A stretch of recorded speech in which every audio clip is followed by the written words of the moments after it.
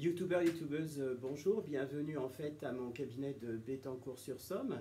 Alors comme d'habitude, vous pouvez me joindre, vous avez vu là juste en bas avec mon numéro de téléphone au 07 70 01 32 65. Vous pouvez prendre rendez-vous par Doctolib aussi, donc c'est inscrit en dessous la vidéo à mon cabinet Bettencourtois, donc où nous sommes, ou bien parisien. Alors aujourd'hui, je voudrais vous parler d'une chose qui me paraît être importante dans le cadre de la manipulation pervers narcissique, qui est la raison pour laquelle la victime peut être dans un état d'attentisme, c'est-à-dire qu'elle a une sorte de frayeur qui fait qu'elle est dans l'incapacité ponctuellement de pouvoir quitter le manipulateur pervers narcissique. Et en deuxième point, dans une autre vidéo, je veux aussi développer l'idée de la reconstruction.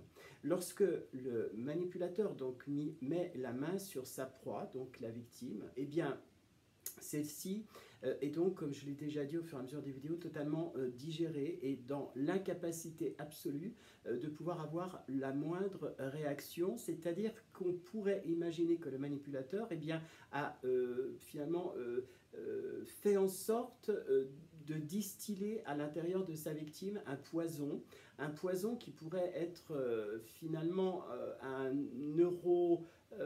neurotoxique, voilà. C'est-à-dire que du coup, la personne, la victime, donc, va être absolument endormie et aura de moins en moins la capacité de pouvoir se défendre et de pouvoir réagir face aux attaques incessantes et permanentes du manipulateur. Dans les dernières vidéos, j'ai appuyé beaucoup sur les phases qui font qu'on arrive à reconnaître le manipulateur pervers narcissique, mais je n'ai pas forcément appuyé sur les conséquences psychologiques au long cours sur la victime et son incapacité à pouvoir se défendre comme tétanisée finalement par ce qui lui arrive. Alors, une youtubeuse m'a fait comprendre que la victime du manipulateur était en fait forte. Je ne suis pas forcément d'accord avec cette youtubeur ou youtubeuse d'ailleurs, enfin en fonction de son pseudonyme, parce que la victime ne doit pas être capable, pour que le manipulateur en fait puisse agir, eh bien, de se défendre. Imaginons un personnage fort. Effectivement, le ou la manipulatrice va développer davantage ses capacités d'endormissement pour arriver en fait à bloquer sa victime et à l'empêcher d'avancer.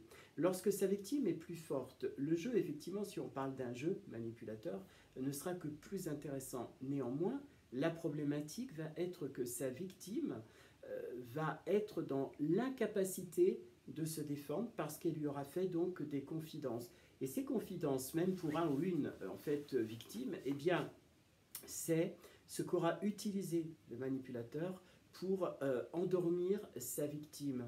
Maintenant, j'en viens à l'attentisme. L'attentisme, en fait, est une réaction que l'on peut rencontrer dans le règne animal et j'aimerais beaucoup faire la comparaison. Rappelez-vous le naja, le naja qui est donc un serpent très particulier qui est utilisé avec des flûtes et en fait, ça n'est pas le son qui va endormir le serpent, c'est le mouvement. Si par exemple vous faites ce mouvement de va et de vient en régulier, donc pour le manipulateur, avec des attaques régulières, presque inoffensives au début, eh bien la victime va être comme tétanisée, elle ne va plus être capable de bouger, elle ne va plus être capable de réagir et elle va se retrouver un peu comme cet animal finalement, prêt à être piqué par le serpent. Donc ça me semble être important de bien dire que l'attentisme, c'est une des résultantes de la manipulation pervers narcissique et que, en fait, la victime, avec le temps, va essayer de créer des anticipations. Mais l'anticipation n'a aucune prise sur le manipulateur pervers narcissique. Et la victime va se retrouver dans l'incapacité non seulement de se défendre, mais aussi d'appeler au secours. Et elle va même se refermer encore davantage sur elle-même. Donc ça me paraît être important aussi de bien dire que, attention, si vous vous sentez agressé de cette façon-là pour les victimes ou donc du manipulateur pervers narcissique, c'est simplement le poison qu'il est en train de distiller qui fait que vous êtes dans l'incapacité ponctuelle de pouvoir vous défendre et que vous soyez fort ou pas, ça n'a aucun intérêt. Si vous êtes fort, le jeu n'en sera plus merveilleux entre guillemets pour le manipulateur parce que du coup, il va développer davantage de ses qualités de charme pour vous étouffer et vous endormir. Voilà, merci de m'avoir écouté, à très très bientôt, ciao ciao, merci, à bientôt, au revoir.